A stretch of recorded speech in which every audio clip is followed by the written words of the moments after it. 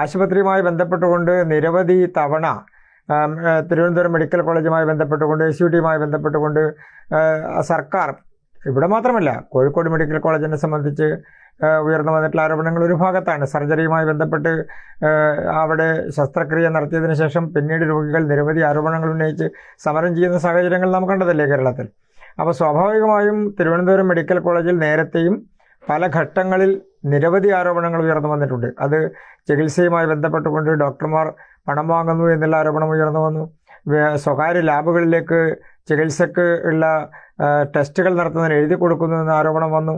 അപ്പം medical college കേന്ദ്രീകരിച്ചുകൊണ്ട് ഏതെങ്കിലും തരത്തിലുള്ള തെറ്റായിട്ടുള്ള പ്രവർത്തനങ്ങൾ ക്രോഡീകരിക്കുന്ന ഒരു സംഘമുണ്ടോ എന്നുള്ളത് സർക്കാരാണ് പരിശോധിച്ച് നടപടിയെടുക്കേണ്ടത്. അതിന് ഉത്തരവാദിത്തപ്പെട്ട ആളുകൾ, ആ ഉത്തരവാദിത്തപ്പെട്ട ആളുകൾക്ക് അവരോടൊപ്പം നിന്നുകൊണ്ട് പ്രവർത്തിക്കുന്ന ആളുകൾ അതിൻ്റെ ഭാഗമാണോ എന്ന് കാണിക്കണ്ടേ, അല്ലെങ്കിൽ കണക്കാക്കി നടപടിയെടുക്കണ്ടേ. അപ്പം അങ്ങ് സൂചിപ്പിച്ചതുപോലെ ഡോക്ടർ ഒരു ആരോപണം ഉന്നയിക്കുമ്പോൾ, ഡോക്ടർ ഹാരിസ് ഒരു ആരോപണം ഉന്നയിക്കുമ്പോൾ അദ്ദേഹത്തെ രാഷ്ട്രീയപരമായും ഭരണപരമായും ഡിപ്പാർട്ട്മെൻ്റലായിട്ടുമൊക്കെ അദ്ദേഹത്തെ ഭീഷണിപ്പെടുത്താനുള്ള ഒരു ശ്രമമാണ് മറുഭാഗത്തു നിന്ന് നടക്കുന്നത്.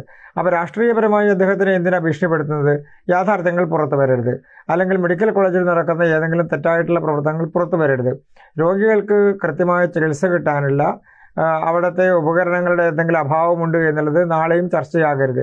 അപ്പോൾ ആ തരത്തിൽ സർക്കാരിൻ്റെ കെടുകാര്യസ്ഥതയോ അല്ലെങ്കിൽ ആ വകുപ്പിൻ്റെ കെടുകാര്യസ്ഥതയോ അല്ലെങ്കിൽ മെഡിക്കൽ കോളേജിൻ്റെ ഭരണം നടത്തുന്ന സംവിധാനത്തിൽ കെടുകാര്യസ്ഥതയുണ്ടെങ്കിൽ അതൊന്നും പുറത്തു വരരുത് എന്ന് കാണുന്ന ആളുകളിലെ ആരോപണം ഉന്നയിക്കുന്നതും അതുമായി ബന്ധപ്പെട്ടുകൊണ്ട് അഭാവം ചൂണ്ടിക്കാണിക്കുന്ന ആളുകൾക്കെതിരെ നടപടി വേണമെന്ന് ആവശ്യപ്പെടുന്നതും അവരെ തിരസ്കരിക്കണമെന്ന് ആവശ്യപ്പെടുന്നതൊക്കെ ആ വിഭാഗത്തിൻ്റെ ഭാഗമാണ്. കൂടുതൽ വാർത്തകളും വിശേഷങ്ങളും നിങ്ങളിലേക്ക് എത്താൻ ABC മലയാളം സബ്സ്ക്രൈബ് ചെയ്യുക, ബെൽ ബട്ടണും അമർത്തുക.